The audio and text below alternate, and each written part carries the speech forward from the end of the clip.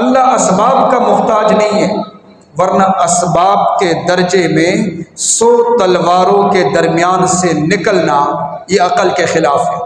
رب چاہے تو طوفان کے اندر حضرت نوح علیہ السلام اور مسلمانوں کی حفاظت فرمائے، رب کی چاہت ہو تو ابراہیم خلیل اللہ کے لیے آگ گلے گلزار ہو جائے، رب کی چاہت ہو اسماعیل ذبیح اللہ کی گردن پر چھری چلے اور اسماعیل ذبیح اللہ کا بال تک نہ کٹے، رب کی چاہت ہو تو حضرت موسیٰ علیہ السلام، پیچھے فرعون کا لشکر ہے، آگے دریا کی موجیں۔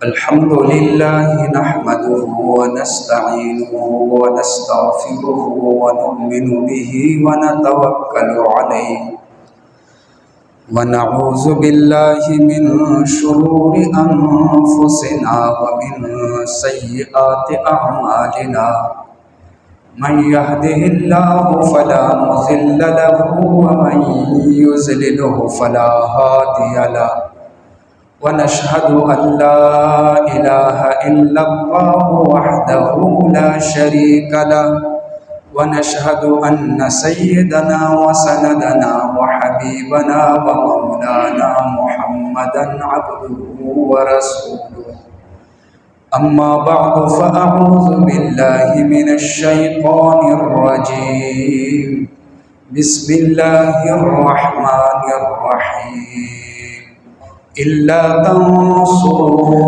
فقد نصره الله إذ أخرجه الذين كفروا ثاني اثنين إذ هما في الغار إذ يقول لصاحبه لا تحزن إن الله معنا صدق الله العلي العظيم۔ درود پاک پڑھ، اللہم صلی علی محمد النبی صلی اللہ علیہ وسلم۔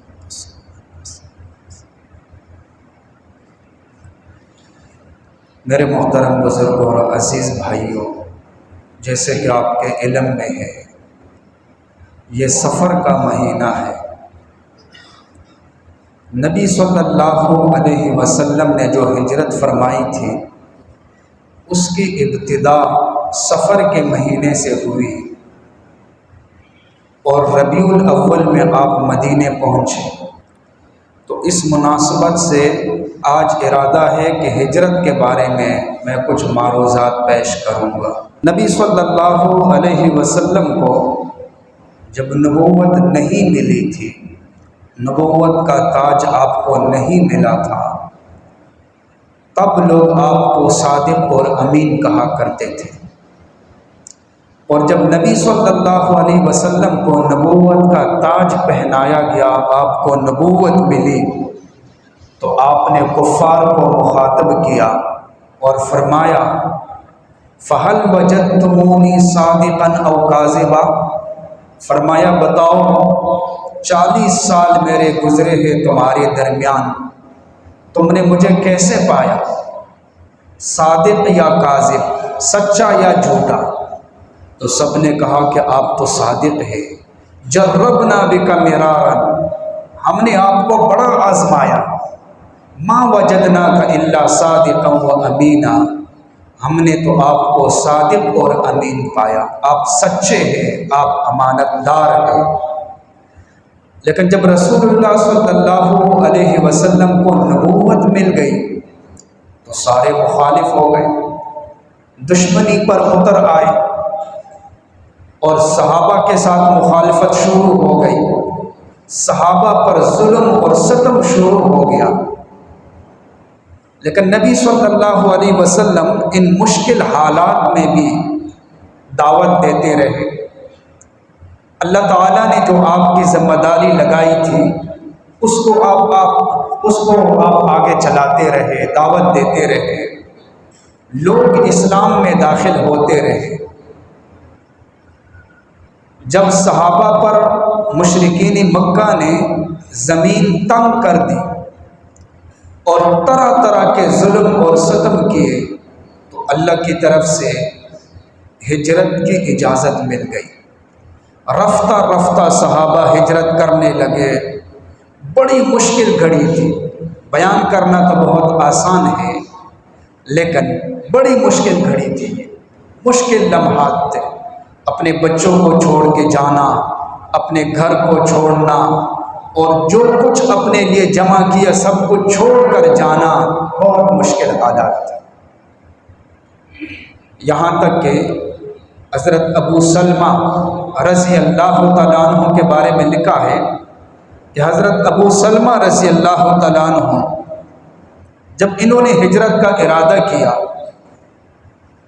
تو ان کی بیوی تھی ام سلمہ رضی اللہ تعالیٰ عنہ، اور ایک بیٹا بھی تھا۔ جب یہ ہجرت کے لیے روانہ ہوئے تو ام سلمہ کے خاندان والے آ گئے، کہنے لگے کہ یہ تو آپ کے ساتھ نہیں جا سکتی۔ تو ام سلمہ ان کے ساتھ چلی گئی۔ ادھر سے ابو سلمہ کے خاندان والے آ گئے اور کہنے لگے کہ یہ بچہ ہمارا بنتا ہے، بچے کو وہ لے کر چلے گئے، اور ابو سلمہ جو ہے وہ ہجرت کے لیے روانہ ہو گئے۔ گویا کہ تینوں جدا جدا ہو گئے، ابو سلمہ کا راستہ اور ام سلمہ جو ہے وہ اپنے خاندان والوں کے پاس، اور جو بچہ تھا وہ ابو سلمہ کے خاندان کے پاس، تینوں جدا الگ الگ۔ لیکن ابو سلمہ نے یہاں کسی کا خیال نہیں رکھا، یہ سوچا کہ اللہ کا حکم ہے ہجرت کا، لہٰذا میں ہجرت کروں گا۔ ہاں، بیوی کی وجہ سے بھی تکلیف تھی، بچے کی وجہ سے بھی تکلیف، جائیداد کی وجہ سے بھی مشقت تھی، لیکن فرمایا سب کچھ برداشت کر سکتا ہوں، لیکن اللہ کے حکم کو نہیں چھوڑ سکتا۔ اتنی مشکل ساعات میں یہ ہجرت تھی، الفاظ میں تو بہت آسان ہے یہ۔ صحابہ رفتہ رفتہ ہجرت کر کے تشریف لے گئے، مکے میں صرف کمزور لوگ رہ گئے اور ضعیف لوگ رہ گئے، اور نبی صلی اللہ علیہ وسلم اور حضرت علی رضی اللہ اور صدیق اکبر رضی اللہ، یہ افراد رہ گئے۔ اب نبی صلی اللہ علیہ وسلم اس انتظار میں تھے کہ اللہ کی طرف سے مجھے خصوصی حکم مل جائے کہ آپ ہجرت کریں، اور صدیق اکبر رضی اللہ رکے ہوئے تھے کہ اس ہجرت میں مجھے نبی صلی اللہ علیہ وسلم کی رفاقت نصیب ہو جائے، کہ میں بھی نبی علیہ السلام کے ساتھ۔ جب مشرکین مکہ نے دیکھا کہ صحابہ تو چلے گئے، ہجرت کر گئے، مکہ خالی ہو رہا ہے، آپس میں مشورہ کیا، ایک میٹنگ، ایک مشورہ، جمع ہو گئے ایک کمرے میں۔ سب سے پہلی رائے یہ آ گئی کہ نبی صلی اللہ علیہ وسلم کو قید میں ڈالا جائے۔ دوسری رائے آ گئی، نہیں، نبی علیہ السلام کو جلا وطن کیا جائے، یہاں سے نکال دیا جائے۔ تیسری رائے آ گئی، نہیں، تمام قبائل والوں کا ایک ایک بندہ وہ آپس میں اکٹھے ہو جائے اور نبی علیہ السلام کا نعوذ باللہ کام تمام کر دے، تو پھر نبی علیہ السلام کا جو قبیلہ ہے وہ بدلہ نہیں لے سکے گا، کس کس سے بدلہ لے گا؟ اب نبی صلی اللہ علیہ وسلم اپنے گھر میں تھے اور انہوں نے آپس میں مشورہ کیا، پھر اس پر اتفاق ہو گیا کہ نعوذ باللہ نبی علیہ السلام کو قتل کریں گے۔ اس کے لیے 100 بندوں کا انتخاب ہو گیا۔ اب وہ 100 بندے 100 تلواریں لے کر حاضر ہو گئے۔ آپ علیہ السلام اپنے گھر میں تھے اور حضرت علی رضی اللہ بھی گھر میں تھے۔ انہوں نے گھر کا محاصرہ کیا باہر سے۔ اتنے میں حضرت جبریل علیہ السلام تشریف لائے، وحی اتر آئی، وَإِذْ يَمْكُرُ بِكَ الَّذِينَ كَفَرُوا لِيُثْبِتُوكَ أَوْ يَقْتُلُوكَ أَوْ يُخْرِجُوكَ۔ اے پیغمبر، آپ کے بارے میں مشورے ہو رہے ہیں، مشورہ ہو چکا ہے، آپ کو قید میں ڈالا جائے، آپ کو جلا وطن کیا جائے، آپ کو قتل کر دیا جائے، مشورے ہو رہے ہیں۔ وَيَمْكُرُونَ وَيَمْكُرُ اللَّهُ، ایک طرف ان کی تدبیر ہے، وہ تو آپ کو قتل کرنا چاہتے ہیں، لیکن ایک طرف رب کی تدبیر ہے، لہٰذا سب کی تدبیریں اگر مل جائے تو رب کی تدبیر کے مقابلے میں ان کی کوئی حیثیت نہیں۔ میں نے آپ کو بچانا ہے، اللہ تعالیٰ نے وعدہ کیا، اور پھر حکم ملا کہ گھر کا محاصرہ ہے، کفار باہر کھڑے ہیں، ننگی تلواریں ہیں، لیکن آپ نکلے اور فرمایا کہ ایک مٹھی کے اندر خاک لے لے، ان کی طرف پھینک دے اور یہ آیت پڑھ لے، وَجَعَلْنَا مِن بَيْنِ أَيْدِيهِمْ سَدًّا وَمِنْ خَلْفِهِمْ سَدًّا فَأَغْشَيْنَاهُمْ فَهُمْ لَا يُبْصِرُونَ۔ فرمایا آپ نے مٹی پھینکنی ہے، پھینکنا آپ کا کام ہے، اور ان کی آنکھوں کے اندر داخل کرنا میرا کام ہے۔ اللہ کے نبی باہر نکلے، ایسے مٹی اٹھائی، خاک لے لیا، مٹی لے لی، اور اس کے بعد ایسے دشمن کی طرف پھینکا، ایسے، اور فرمایا شاہت الوجوہ۔ پھر نبی صلی اللہ علیہ وسلم درمیان سے نکلے، 100 ننگی تلواریں تھیں جو حرکت کر رہی تھی، سب یہی چاہتے تھے کہ نبی علیہ السلام کا کام تمام کر دے، لیکن اللہ کی چاہت نہیں تھی، تو اللہ نے اپنے پیارے حبیب کی حفاظت فرمائی۔ آپ وہاں سے نکلے، حضرت علی رضی اللہ اندر تھے۔ یہ اللہ کی حفاظت ہوتی ہے، اللہ جو چاہتے ہیں وہ ہوتا ہے، جو رب نہیں چاہتا وہ نہیں ہو سکتا۔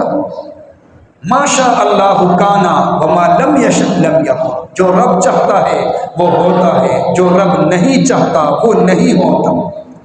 اللہ اسباب کا محتاج نہیں ہے، ورنہ اسباب کے درجے میں 100 تلواروں کے درمیان سے نکلنا یہ عقل کے خلاف ہے۔ اسباب کے درجے میں کوئی نہیں نکل سکتا، لیکن اللہ اسباب کا محتاج تو ہے نہیں۔ رب چاہے تو طوفان کے اندر حضرت نوح علیہ السلام اور مسلمانوں کی حفاظت فرمائے، رب کی چاہت ہو تو ابراہیم خلیل اللہ کے لیے آگ گلے گلزار ہو جائے، رب کی چاہت ہو اسماعیل ذبیح اللہ کی گردن پر چوری چلے اور اسماعیل ذبیح اللہ کا بال تک نہ کٹے، رب کی چاہت ہو تو یونس علیہ السلام کی حفاظت ہو مچھلی کے پیٹ کے اندر۔ یہ رب کی چاہت، رب جو چاہتے ہیں۔ اگر رب کی چاہت ہو تو حضرت موسیٰ علیہ السلام، پیچھے فرعون کا لشکر ہے، آگے دریا کی موجیں ہے، اور اسباب کے دنیا میں بچنے کا کوئی راستہ نہیں۔ موسیٰ علیہ السلام کے ساتھیوں نے کہا انا لمدرکون، ہم تو تباہ ہو گئے، ہمارے بچنے کا کوئی راستہ نہیں، لیکن اللہ نے وہاں دریا کے اندر موسیٰ علیہ السلام کے لیے راستے بنا دیے۔ اور رب کی چاہت جب ہوتی ہے تو عیسیٰ علیہ السلام کے لیے منصوبہ بنا کہ ان کو سولی پہ لٹکایا جائے گا، اللہ نے عیسیٰ علیہ السلام کی حفاظت کی۔ یہاں رب کی چاہت تھی تو 100 ننگی تلواریں تھی، اللہ نے اپنے پیارے حبیب کی حفاظت فرمائی۔ حضرت علی رضی اللہ گھر کے اندر تھے، نبی علیہ السلام نے نکلتے ہوئے حضرت علی رضی اللہ سے فرمایا کہ آپ نے امانتیں، چونکہ کفار کی امانتیں نبی علیہ السلام کے پاس تھیں، آپ نے فرمایا کہ علی لوگ آئیں گے، آپ نے ان کی امانتیں ان کو دینی ہیں، اور پھر آپ نے واپس آ کر فلاں مقام پر میرے ساتھ ملنا ہے۔ فرماتے تھے کہ پہلے میں نے یہ سوچا کہ شاید یہ ننگی تلواریں ہیں، میں تو اس سے بچ نہیں سکوں گا، لیکن اللہ کے نبی نے فرمایا آپ نے مجھ سے ملنا ہے، تو مجھے یقین ہو گیا کہ اب آسمان نیچے آ سکتا ہے، زمین اوپر جا سکتی ہے، لیکن اللہ کے نبی کا جو قول ہے اس میں کسی قسم کا شک شبہ نہیں ہے، وہ ہو کر رہے گا۔ اچھا، وہ لوگ جب اندر گئے، دیکھا، پوچھا اللہ کے نبی کہاں چلے گئے؟ تو حضرت علی رضی اللہ عنہ فرمانے لگے، حضرت علی رضی اللہ کہ وہ تو چلے گئے۔ کہنے لگے کہاں چلے گئے؟ فرمایا جہاں جانا تھا وہاں چلے گئے۔ کہنے لگے کہاں جانا تھا؟ فرمایا جہاں چلے گئے وہاں جانا تھا۔ اب حضرت علی رضی اللہ تو عقل کی دنیا میں بڑے تیز تھے، وہ حیران ہو گئے، وہاں سے نکلے۔ اب نبی علیہ السلام یہاں سے نکلے تو فوراً صدیق اکبر کے گھر پہ تشریف لے گئے، دروازے پہ دستک دی، دروازہ کھلا، فرمایا اللہ کی طرف سے اجازت مل گئی ہے، اب ہجرت کے لیے نکلنا ہے۔ صدیق اکبر پہلے سے تیار تھے، 2 اونٹنیاں تیار کی تھی، ایک نبی علیہ السلام کے لیے اور ایک صدیق اکبر نے اپنے لیے۔ تو عرض کرنے لگے یا رسول اللہ یہ ایک اونٹنی آپ کے لیے ہے، تو آپ نے فرمایا کہ میں تو اس کی قیمت ادا کروں گا۔ عرض کرنے لگے یا رسول اللہ نہیں، میری طرف سے ہدیہ ہے۔ فرمایا نہیں، آپ نے قیمت ادا کی۔ یہاں سے ہجرت کا سفر شروع ہوا۔ کمال کی بات یہ ہے کہ صدیق اکبر کا پورا گھرانہ نبی علیہ السلام کی خدمت میں لگا ہوا تھا۔ 3 دن آپ غار ثور میں رہے۔ صدیق اکبر کی بیوی کی ذمہ داری تھی کھانا بنانا، بیٹی حضرت اسماء کی ذمہ داری تھی کھانا لے کر غار پہنچانا، غلام کی ذمہ داری تھی بکریوں کو لے کر غار کے منہ تک آنا اور وہاں دودھ پلانا نبی علیہ السلام کو، اور بیٹے کی ذمہ داری تھی کہ آپ نے قریش کے سرداروں کی باتیں سننی ہے کہ نبی علیہ السلام کے بارے میں کیا مشورہ ہو رہا ہے اور رات کو آ کر ہمیں بتانا ہے۔ پورا گھرانہ جو ہے وہ نبی علیہ السلام کی خدمت میں لگا ہوا تھا۔ کتابوں میں لکھا ہے کہ حضرت اسماء رضی اللہ تعالی عنہا ایک دفعہ جو ہے کفار جب آئے دروازے پہ دستک دی صدیق اکبر کے دروازے پہ، تو حضرت اسماء رضی اللہ باہر آ گئی۔ تو کفار نے کہا کہ بتاؤ تمہارے والد کہاں ہے اور نبی علیہ السلام کہاں ہے؟ خاموش رہی۔ کہا بتاؤ، وہ خاموش رہی۔ اب جھوٹ بھی نہیں بول سکتی، ابو بکر صدیق کی بیٹی ہے، اور راز بھی فاش نہیں کر سکتی کہ بتا دے کہ کہاں ہے۔ فرمایا جہاں بھی ہے میں نے آپ کو نہیں بتانا، ہاں آپ نے مجھے سزا دینی ہے، قتل کرنا ہے، ٹکڑے ٹکڑے کرنا ہے، آپ کو اختیار ہے، لیکن میں نے نہیں بتانا۔ ابو جہل کو بڑا غصہ آیا، اس نے ایک زوردار تھپڑ رسید کیا۔ حضرت اسماء زمین پہ گری، چہرہ زخمی ہوا، پیشانی سے خون نکلنے لگا، اور جب کھانا لے کر غار میں پہنچی تو نبی علیہ السلام نے جب دیکھا، آپ نے پوچھا، فرمایا کہ یہ کیا ہوا؟ انہوں نے پورا واقعہ سنایا۔ اللہ کے نبی کی آنکھوں میں آنسو آ گئے، اور آپ نے صدیق اکبر کو مخاطب کیا، فرمایا اے ابو بکر، اللہ آپ کے آل پر رحم کرے، آپ کے اتنے احسانات ہیں، مجھ پر جن جن لوگوں نے احسانات کیے تھے میں نے سب کا بدلہ دے دیا، لیکن آپ کے احسانات اتنے زیادہ ہیں کہ قیامت کے دن اللہ تعالیٰ آپ کو خود آپ کے احسانات کا بدلہ عطا فرمائیں گے۔ تو صدیق اکبر کا پورا گھرانہ خدمت میں، اللہ کی مدد، اللہ کی حفاظت ساتھ رہی۔ ادھر کفار نے آپس میں مشورہ کیا، کہنے لگے کہ جو بھی نبی صلی اللہ علیہ وسلم کو گرفتار کرے گا اس کو 100 اونٹ ملیں گے، انعام ملے گا 100 اونٹ۔ لوگ نکلے اور غار ثور کے منہ تک پہنچے۔ اب صدیق اکبر اندر بیٹھے ہوئے ہیں، نبی صلی اللہ علیہ وسلم، میں زیادہ تفصیل میں نہیں جاؤں گا۔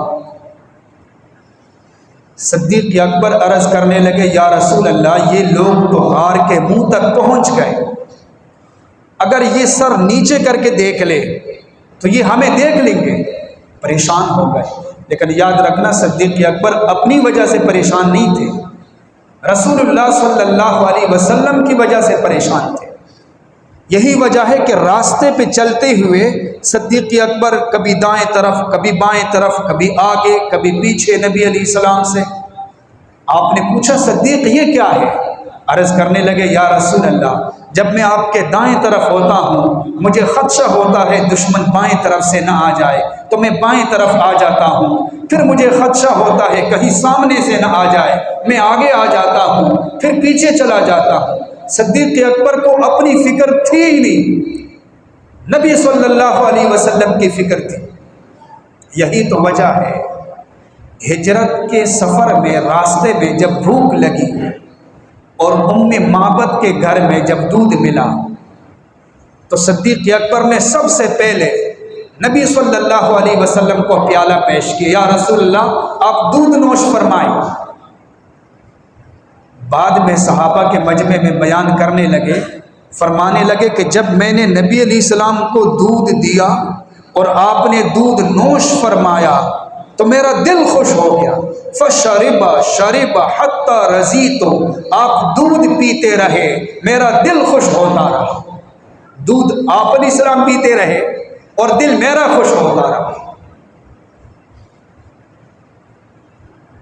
تو نبی صلی اللہ علیہ وسلم نے ابو بکر صدیق سے فرمایا کہ ٹھیک ہے، یہ غار کے منہ تک پہنچ گئے، لیکن لا تحزن ان اللہ معنا، پریشان ہونے کی ضرورت نہیں ہے، اللہ ہمارے ساتھ ہے۔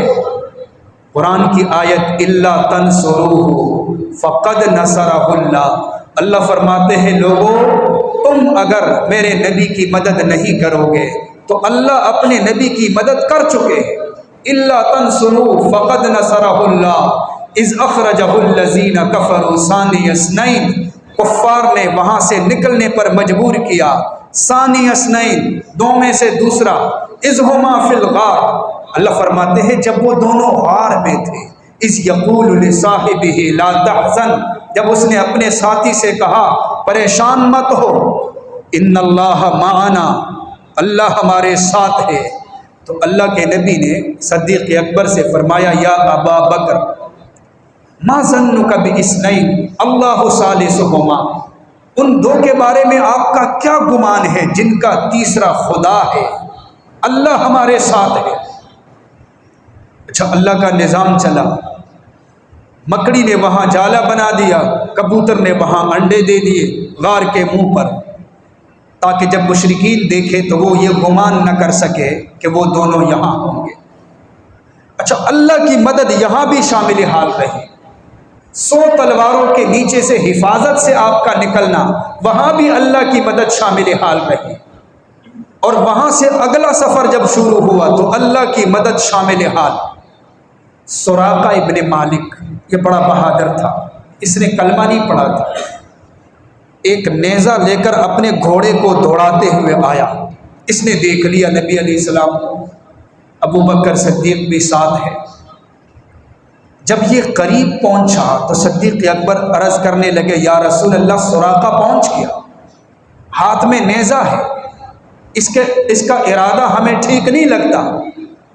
اللہ کے نبی نے فرمایا اس کو قریب آنے دو، لا تحزن، گھبرانے کی ضرورت نہیں، اللہ کی مدد ہمارے ساتھ ہے۔ جب سراقہ قریب آیا، بالکل قریب، تو اللہ کے نبی نے دعا مانگی، فوراً سراقہ کے جو گھوڑا تھا اس کی دونوں ٹانگیں زمین کے اندر دھنس گئی۔ اب وہ معافی مانگنے لگا، یا رسول اللہ مجھے معاف کرے، میں واپس جاؤں گا، اور جو جو آپ کو تلاش کرتے ہوئے اس طرف آ رہے ہوں گے ان کو بھی روکوں گا تاکہ وہ بھی اس طرف آپ کو تلاش کرنے کے لیے نہ آئے۔ فرمایا اللہ کے نبی نے کہ آپ کس نیت سے آ رہے ہو؟ میں تو آپ کو صحابہ میں دیکھ رہا ہوں، آپ کو جانثاروں میں دیکھ رہا ہوں، تابعداروں میں دیکھ رہا ہوں، اور کسرا کے کنگن میں آپ کے ہاتھوں میں دیکھ رہا ہوں، یہ آپ کے پیشن گوئی نہیں۔ بعض روایات میں ہے کہ اللہ کے نبی نے معاف فرمایا اور اس نے وہیں پر کلمہ پڑھا اور مسلمان ہو گیا۔ بعض روایات میں ہے کہ بعد میں کلمہ پڑھا تھا۔ جب یہ واپس گئے، کفار نے کہا کہ سراقہ اس طرف آپ نے دیکھا؟ فرمانے لگے اس طرف جانے کی ضرورت نہیں ہے، میں دیکھ کر آیا ہوں۔ جھوٹ بھی نہیں بولا، اس دور میں کافر بھی جھوٹ نہیں بولتے تھے، اس کو بہت عیب سمجھتے تھے، آر سمجھتے تھے۔ یہ نہیں کہا کہ نبی علیہ السلام اس طرف نہیں ہے، میں نے دیکھا وہاں کوئی نہیں ہے، یہ نہیں کہا نہیں اس طرف جانے کی ضرورت نہیں، میں گیا تھا اور میں دیکھ کر آیا ہوں۔ تو نبی علیہ السلام کو دیکھا تھا اسے۔ اب صدیق اکبر رضی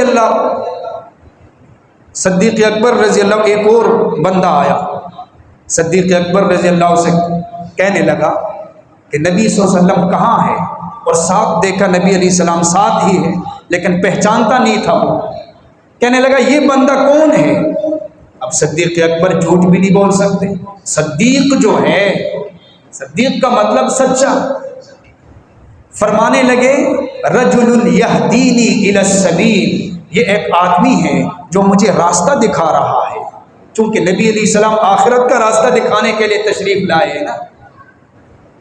ہمارے ہاں ہم تو فر ایک سانس میں کتنا جھوٹ بول دیتے ہیں، اور اسی سانس میں اس کے بعد ذکر بھی کر دیتے ہیں، لا الہ الا اللہ، سبحان اللہ، لا حول ولا قوت الا باللہ، اور ماں بہن کی گالیاں۔ عجیب زبان ہے ہماری، ہر طرف قینچی کی طرف چلتی، قینچی کی طرف۔ بھائی جھوٹ سے منع کیا گیا، گناہ کبیرہ ہے، بہت بڑا گناہ ہے، مومن کبھی جھوٹا نہیں ہو سکتا۔ تو نبی صلی اللہ علیہ وسلم نے سراقہ ابن مالک سے فرمایا کہ کسریٰ کے کنگن مجھے نظر آ رہے ہیں جو آپ کے ہاتھوں میں ہے۔ کتابوں میں لکھا ہے کہ حضرت عمر فاروق کے دور میں جب کسریٰ کا علاقہ فتح ہوا تو آپ نے فرمایا کہ نبی علیہ السلام نے سراقہ کو پیشن گوئی فرمائی تھی کہ کسریٰ کے کنگن آپ کے ہاتھوں میں نظر آ رہے ہیں۔ حضرت عمر نے فرمایا کہ سراقہ کو بلاؤ، اس وقت تو یہ مسلمان تھے، صحابی تھے۔ سراقہ کو بلایا گیا، فرمایا اللہ کے نبی نے وہ ہجرت کی رات آپ کو فرمایا تھا کہ کسریٰ کے کنگن آپ کے ہاتھوں میں ہے، یہ لے لو، اور ان کے ہاتھوں میں کسریٰ کے کنگن پہنا دیے۔ اس پورے راستے میں اللہ کی مدد شامل حال رہی۔ ام معبد کے خیمے پر پہنچے، بھوک لگی تھی۔ صدیق اکبر رضی اللہ عرض کرنے لگے، یا رسول اللہ آپ اس درخت کے نیچے بیٹھ جائیں، میں جا کر اس گھر میں پتہ کرتا ہوں کوئی پانی شانی مل جائے۔ صدیق اکبر تشریف لے گئے، ایک خاتون تھی، اس سے کہا کہ پانی مل جائے گا؟ اس نے کہا نہیں، پانی نہیں ہے، پانی تو میرا شوہر کہیں دور سے لے کے آتا ہے، اس سے ہمارا گزارا چلتا ہے، اس وقت ہمارے پاس نہیں ہے۔ فرمایا دودھ؟ کہا دودھ بھی نہیں ہے، اور بکریاں جو ہے وہ چرنے کے لیے گئی ہوئی ہے۔ فرمایا یہاں کوئی جانور؟ کہنے لگے ایک کمزور سی بکری ہے جو چل نہیں سکتی، وہ یہاں ہے، لیکن اس میں تو دودھ کا امکان نہیں۔ صدیق اکبر نے نبی علیہ السلام کو بتایا، آپ نے فرمایا کہ ٹھیک ہے، اس بکری کو حاضر کرے۔ جب نبی علیہ السلام کی خدمت میں اس کو حاضر کیا گیا، آپ تشریف لے گئے، آپ نے اس کے تھنوں پر اپنا مبارک ہاتھ پھیرا، اس سے دودھ نکلنے لگا، تو نبی علیہ السلام نے بھی نوش فرمایا، صدیق اکبر نے بھی، اور اس کے بعد آپ نے فرمایا گھر کے برتن لے آؤ۔ گھر کے جو برتن تھے وہ بھی دودھ سے بھر گئے۔ پھر یہاں سے آگے سفر شروع ہوا۔ ابو معبد جو مرد تھا، جب وہ گھر میں آیا اس کو خوشبو محسوس ہوئی، گھر میں کہنے لگا کہ آج مہمان کون آیا تھا؟ بتایا گیا ایک نورانی چہرے والا تھا، سارا واقعہ سنایا گیا۔ کہنے لگا کہ میں نے یہاں یہ جھونپڑی بنائی ہے اسی کے انتظار کے لیے، میں نے اپنی کتابوں میں پڑھا ہے کہ آخری نبی یہاں سے ہجرت کرے گا اور اس درخت کے نیچے بیٹھے گا، وہاں سے خوشبو آ رہی ہے۔ اس کے بعد میاں بیوی دونوں نے سفر کیا اور جا کر جو ہے انہوں نے کلمہ پڑھا اور مسلمان ہو گئے۔ تو یہ جو ہجرت کا واقعہ ہے، ہجرت کا مطلب کیا ہوتا ہے؟ ہجرت کا مطلب ہے کہ مسلمان اگر ایسے علاقے میں ہو جہاں وہ اپنے دین پر عمل نہ کر سکے، لوگ ان کو تنگ کریں، وہ اپنی عبادات ادا نہ کر سکے، ان کے لیے لازم ہے کہ وہاں سے ہجرت کریں۔ جیسے مکے کے اندر مسلمان کھل کر اپنی عبادت نہیں کر سکتے تھے تو انہوں نے ہجرت کی، مدینے تشریف لے گئے۔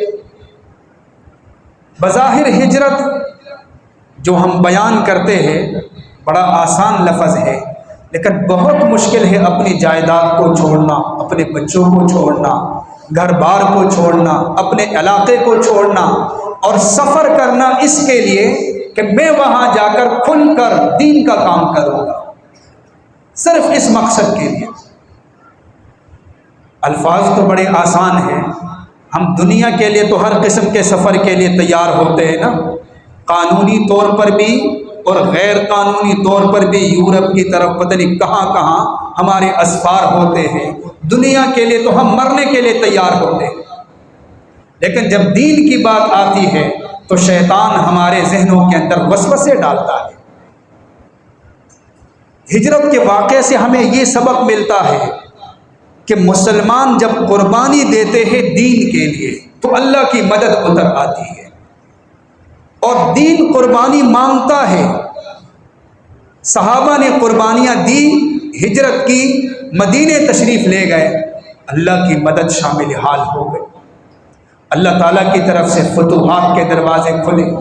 هو الذی ارسل رسولہ بالہدی ودین الحق لیظہرہ علی الدین کلہ وعد اللہ الذین آمنوا. تو اللہ کا وعدہ ہے مسلمان اپنے سینے کے اندر ایمان کا چراغ روشن کرے، اللہ اس کے لیے فتوحات کے دروازے کھولیں گے، اللہ تعالیٰ دین کو غالب کریں گے، لیکن اس کے لیے قربانیوں کی ضرورت ہے.